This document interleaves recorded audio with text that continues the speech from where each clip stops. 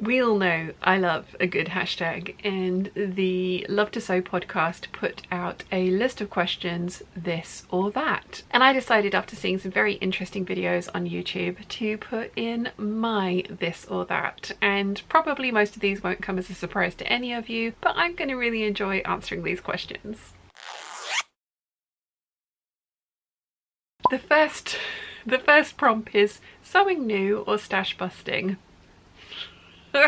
This year I am 100% trying to stash bust. I have a huge stash. I have a lot of fabric and I need to work my way through it all because I love it all. I do regular clean outs. The amount of fabric that I'm destashing each time is getting smaller and smaller and smaller because I'm ending up with fabrics that I absolutely love and really am excited to make up. So I'm definitely trying to stash bust. That being said, there is very few new prints that if I fall in love with them I'm going to be able to resist. I'm being very good this year, financially because I have to, but also because I am really trying to question and be more thoughtful about the things that I am buying. But money and space no object, I would totally be buying all of the fabric all of the time because just I love it. Fabric buying, pattern buying and sewing are all completely separate hobbies. We know this. Number 2, PDF versus paper pattern. This is a no-brainer for me. Paper patterns every single time. I love the convenience of PDFs, but I hate printing them out and sticking them together. So I tend to have them sent off and printed out by net printers or an equivalent, which when you've added in the cost of the PDF, the cost of the printing,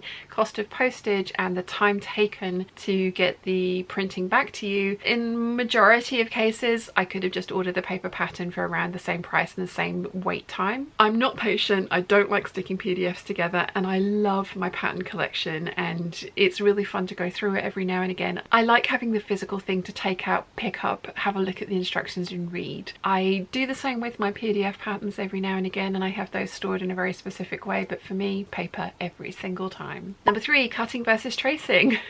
Again, if you've spent any time around this channel, you know the answer to this one. I am a tracing girl 100%. I used to cut straight into my patterns, but when I got back into sewing around 8 years ago now, I read the By Hand London sew along for the Anna dress, which is the first dress that I made getting back into sewing this time around. And one of the things they said to do was to trace the pattern, which turned out to be an absolutely genius move because I have expanded myself in size since I bought that Anna pattern, and if I had cut into it I would have destroyed the larger sizes, so I wouldn't have been able to go back, retrace a size that fits me now to remake what is probably my most made, most worn dress. So yeah, I am team trace, but that is because of that experience and also how expensive the big 4, 5, big 1, whatever you want to call it now, patterns are in the UK. You can get them on sale here, you can get them directly from America, but it's not a run down to Joann's, grab a couple of patterns for $2 and come back kind of a scenario. It's a more thought about process because you do have to hit a $75 threshold to get the free international shipping. So yeah, it's not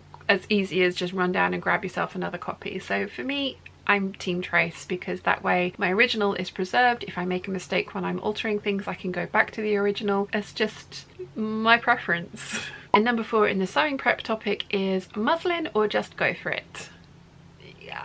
I like to think that I am a good sewer by making muslins, or at least wearable muslins, for the majority of projects that I tackle, but I have been sewing long enough now and I do tend to favour the big 4, big 5, big 1, whatever you want to call it. How many times am I going to say that in this video? Because I favour those and I know their block fits me really well with one minimal alteration, adding length to the torso. Some of the time I will be naughty and just go straight in with a semi-precious fabric. I will never go in with a hugely precious fabric because some of the time I can think I'm going to love a style and not, and some of the time there will be other things that I need to tweak to make it work for me the way that I like it to. This dress is a example of that. The sleeves, the original sleeves, were not full length and the skirt was not my preference. Now that I've tweaked everything, I've started cutting into super precious fabrics to make up this dress. This is the 7537, which I will list in the description down below. I love this dress. But yeah, the big 4, Big 5 Big 1, I will go in with slightly better fabric than wearable muslin fodder, but some of them, because of different techniques or shapes or things that I haven't tried before, I will make calico muslins out of them to double check how the fit is, how things go together, construction techniques, things like that. So it depends. I do both. The next topic is fabric. So number one is in-store versus online shopping. My preference would be in-store shopping every single time. If I had a transporter, if Star Trek was like, you know, a thing and transporters existed, I would be fabric shopping in person whenever possible. There is nothing that can beat being able to pick a fabric up and touch and feel and see how it drapes, and you sometimes get surprises on the color as well, because obviously photos and monitors are all different. So a color that you think you might be getting perfect match for, my velvet coat is a perfect example of that. There was a velvet swatch that I got from Textile Express that I thought was exactly the same color as the velvet coat that I made, and it was wildly different. When I rang the lady, she was like, oh, this one, and I was like, nope, doesn't work. So if I could shop in person, I totally would. However, I live on the Isle of Wight and we have maybe 3 or 4 fabric shops on the island. I think the majority of them are for quilting cottons or home deck. We have one shop in Newport, our capital city, capital town. They have a very small selection of dressmaking fabrics, very pretty ones, but a very small selection. So online shopping is the thing that I do the most often. I do very much enjoy going to the shows, the Knitting and Stitching show, the Stitch Festival and the Festival of Quilts whenever I possibly can, because I get to again see, touch fabrics in real life, which I love, and I get to discover things that maybe companies have not been able to put on their website or don't put on their website because they have limited amount of stock of it. So if I could, in-person shopping, but my reality is online most of the time. Most companies that I've found do very good sample services, so that is something that I do take advantage of whenever I'm trying to get something specific color wise or texture wise, but most of the time I wing it and just buy something that I'm like, ooh, that's pretty, I need it. 2 is knits versus wovens. I love both. I wear both. Yeah, I probably wear wovens more than I wear knits, but I do wear both and I do enjoy wearing both. I like sewing with both. Yeah, I don't think I can pick. I think wovens is like the 60 to 40 knits kind of thing, but I like both. 3 is tumble dry versus hang to dry. I always pre-wash my fabric. Whenever fabric comes in, I will show you guys, and then it goes immediately into the washing machine to be washed, and then I tumble dry it on a hot tumble dry. If it's a fabric to be washed, so silks, wools, things like that, that doesn't happen to them. But fabrics that I intend to wash the finished garment, I will wash on a cool wash with detergent in it to get rid of any of the finishing chemicals that are used on fabric, to get any shrinkage out of the way, and then I will tumble dry on a hot tumble dry to kind of just get that shrinkage done and dusted. However, whenever I wash my clothes, I will wash them on a cool wash, 30 degrees, and then I hang them to dry. I don't like tumble drying my clothes. It's a personal preference. It's just that for me, I find that I have less ironing to do if I shake my clothes out, hang them up and let them dry that way, rather than putting them in the tumble dryer and then bringing them out as a crumpled mess and they need even more ironing. So yeah, I do both, but to different things. Number 4 is rotary cutter or scissors. Scissors all the way.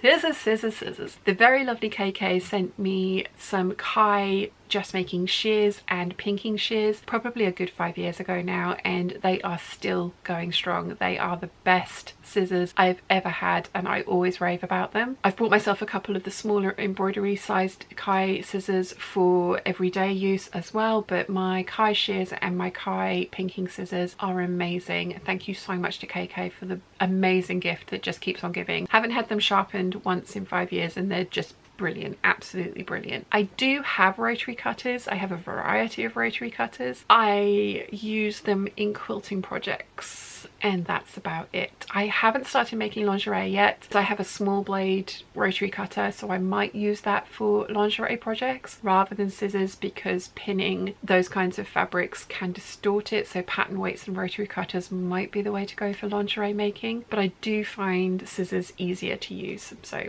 scissors all the way. And thank you KK again for such a wonderful present. They're amazing. Highly recommend Kai scissors. Not sponsored, I wish I was. Topic number 3 is clothing construction. Number one is follow the pattern or wing it. I tend to read the pattern, disagree with it, and then do my own thing. If you've watched any of my sew-alongs, you know this. It's usually because I want to achieve a different finish on the inside of my garment than the one that the pattern is leading me towards. I much prefer a fully lined dress. I much prefer French seams, and whenever possible I like to burrito things and finish off the insides as cleanly as I can with my machine with as little hand stitching as possible. So it's kind of a combination of both. Whenever I do my sew-alongs, I will go through the instructions with you as written in the pattern and then explain why I'm going off-piste when I do, because as I say, I want to achieve a certain finish or look or, you know, end goal with my garment than the pattern is kind of heading you towards. So I will try and explain why I do something different to the pattern, but yeah, wing it I guess is the answer for that one. Number 2 is bias tape finish or facings. Technically for me it's actually fully lining something. I hate facings. I just cannot get them to behave. I understitch, I press, I tack, I do all the things that you're meant to do, and they still just roll out. I don't like facings. I will use them on specific garments when they are going to look the best, but I would much prefer to do a full lining over a facing, and usually over a bias finish as well, because a bias finish, whilst lovely, and I love bias binding, I find that you either end up with visible top stitching or you have to hand stitch it into place, and again it's not the kind of look that I like, so I tend to go for the full lining. So my answer to that one is neither. Number 3, serged seams or French seams. French seams all the way. If you've watched any of my channel, you know this. My only reason for that is because I was scared of my overlocker, my serger, for a good 5 years before I plucked up the courage to take it out of the cupboard and actually use it. So I had to work out different ways of finishing my seams that was durable, that was neat, and that I liked. And French seams for me feel like the obvious and easiest answer. I really like doing them. I will do them for every single seam that I can. There's a bunch of mini tutorials on my channel for how to French seam everything, including your inseam pockets, your sleeves, everything. Just the basic French seam, princess seams, the lot. Again, I just like how they look. If possible, I will fully line a dress, and if I fully line a dress, then I just sew with a regular 5/8 of an inch or whatever the seam allowance seam, and then everything gets covered up by the lining. So it's not a case of I'm mad enough to to French seam everything, even if it's not going to be seen or exposed to the washing process. But yeah, French seams. Next up is button fly or zip fly. That's a easy one to answer at the moment because the only one that I've tried is a zip fly, and I've done it twice. I like the finish. I've never tried a button up fly though, and I would like to. I think I probably will prefer the zip fly because it's a slightly flusher finish, I think, from the ones that I've had that I've worn. Yeah, I think a zip fly. Next is button by hand or by machine. I do both. I like both. I find I have more control if I do it by hand, but I do like the quickness and the just ease of doing it on my machine, so both, but machine. 6, fusible or sew-in interfacing. It really depends on the project, because some projects will require fusible, some projects will require sewn-in. It depends on the fabric as well, because of the same reasons. You want to use different things for different treatments depending on what you're sewing and what you are hoping to finish. That being said, I do have some absolutely amazing interfacing that the lovely Susan sends me all the way from Australia, and she's been supplying me with this as a Christmas birthday present for the last 4 or 5 years now. I think I've had a good 30-40 meters from Susan over that time, and I absolutely love it. It's from Tatiana, and I will list all the details in the description down below. Super lightweight, really easy to use, fuses very well, and just works really well for the kind of lighter weight viscoses that I tend to sew with. 7 is snip as you go or all at once, and I'm guessing that means notches. I tend to snip my notches in as I'm cutting my pattern out, and I will go go all the way around the pattern with the pins still in, snip in all the notches, mark all the darts, do all those kind of things with the pattern piece still attached, and then I will take the pins out and I will fold the fabric and the pattern piece together and put it in the pile of project to be worked on. So I don't tend to leave marking until an all at once at the end thing, because that way I tend to miss things. So yeah, as I go. 8 is press as you go or all at once. I've done a video on this, you can find it up here. I will sew as much as I can until I have to stitch seams together that cross, and then I will get up, press everything and come back. You never want to cross your seams or the streams. Don't cross the streams. Depends if you've watched Ghostbusters or not. I like that joke, can you tell? So yeah, I won't wait till the very end, because one of the things about pressing as you go is you will end up with an amazing looking garment. Pressing is a huge and important part of sewing, and it will help you achieve a really professional, polished looking finished item. So I highly recommend you press as you go, but you don't have to press every seam as you sew it. Until you have to cross your seams, you can keep on sewing.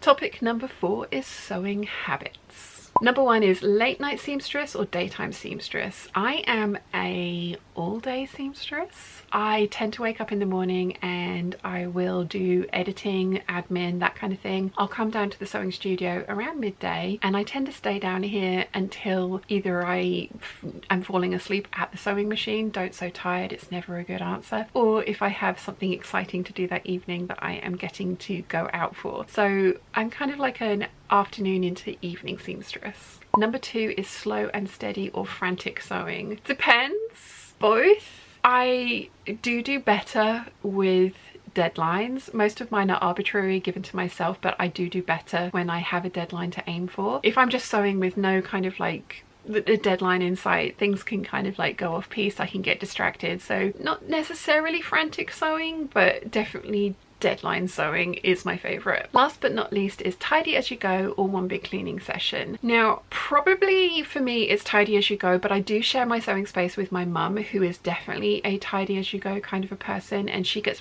very stressed if her environment is not ordered the way that she likes it. So I do have piles of work around me and different piles of projects going on in different states of finishedness, but yeah, I tend to be a tidy as you go rather than one big cleaning session, although I do have those every couple of weeks just to kind of reorganize and tidy everything properly away into the places that it's meant to live, so that I know where everything is and so that it doesn't stress mum out. So I've really enjoyed answering all of those questions, and I very much enjoy seeing other people's videos as well. So if you'd like to take part, I have listed all of the questions in the description down below. If you've enjoyed this video, you might want to check out this one here.